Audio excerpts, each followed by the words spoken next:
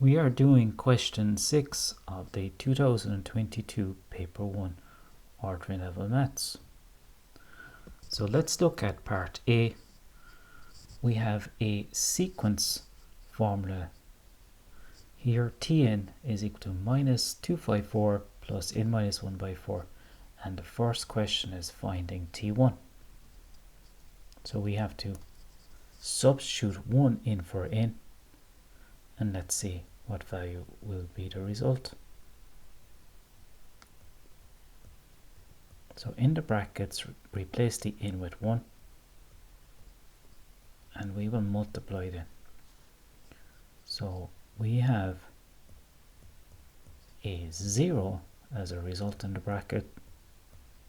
Multiply the 0 by 4, and we will get 0 on the right, and the result is minus 254 for T1. So far so good. A part 2, find the value of the common difference between T2 and T1. Alright, so we have to go back to T2 and let's establish T2. So T2 is equal to minus 254 plus 2 is replacing n, minus 1 by 4. So T2 will be equal to minus 254 plus 4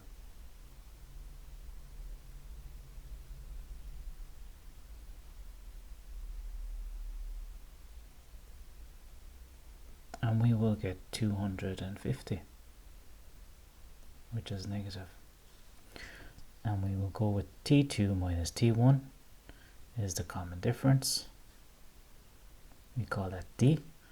So we'll get minus 250, and from the part 1 we have minus 254. Although we have a double minus, so this will make the second term positive. So we'll have plus 254,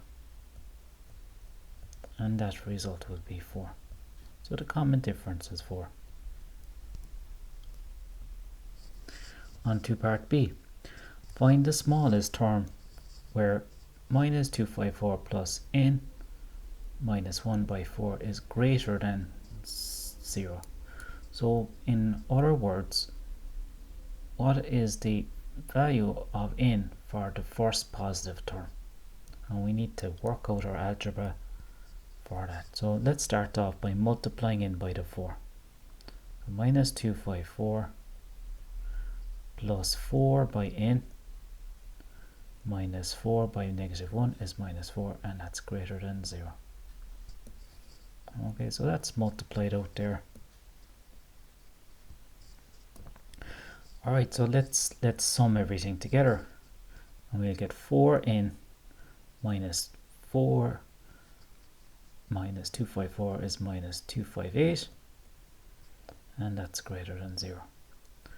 Let's bring across the value of and change the sign, and we will get plus 258 on the right hand side. We do not need to change the sign of the inequality as this is positive. All we need to know is divide across by 4, and we get 258 over 4. So let's evaluate that, and we will get a result of 64.5. So we have a decision to make now, as we have n is an element of natural numbers, so it's either going to be 64 or 65.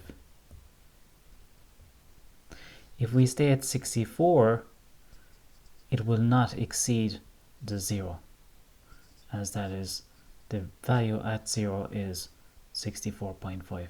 So if we choose a 65, we will exceed 0. So we will choose 65.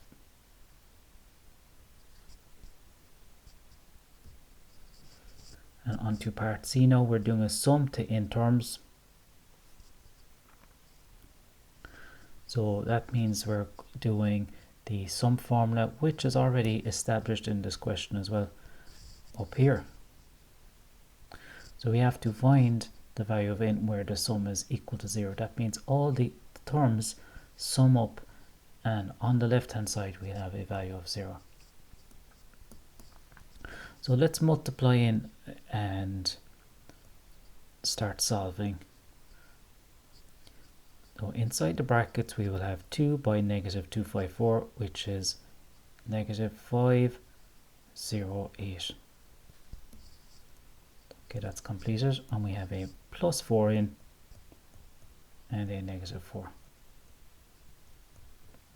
Let's simplify further, and we're going to combine this, and we get minus 5, 1, 2, plus 4 in.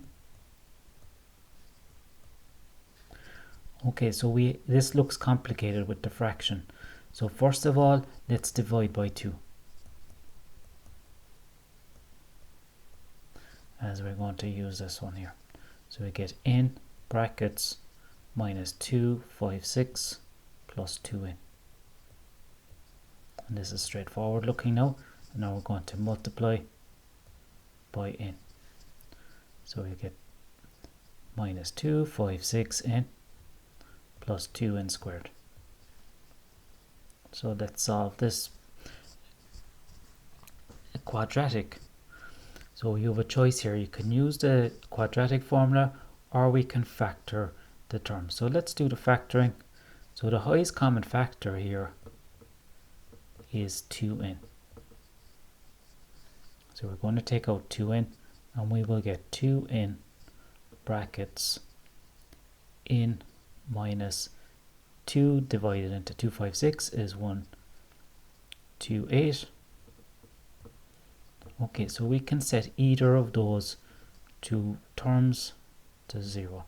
So 2n is equal to 0, or n minus 128 is equal to 0. So if 2n is equal to 0, n is equal to 0, and that's not possible as n is not equal to 0 in this case. Alternatively, we can bring over our negative 128, make it positive, so we get n is equal to 128, and that's our answer. So if we sum up all the terms to the 128 term, we will get a total sum of 0. And that's it for question 6. So a big thank you for watching Maths Plus, and don't forget to subscribe to the channel for the next free video.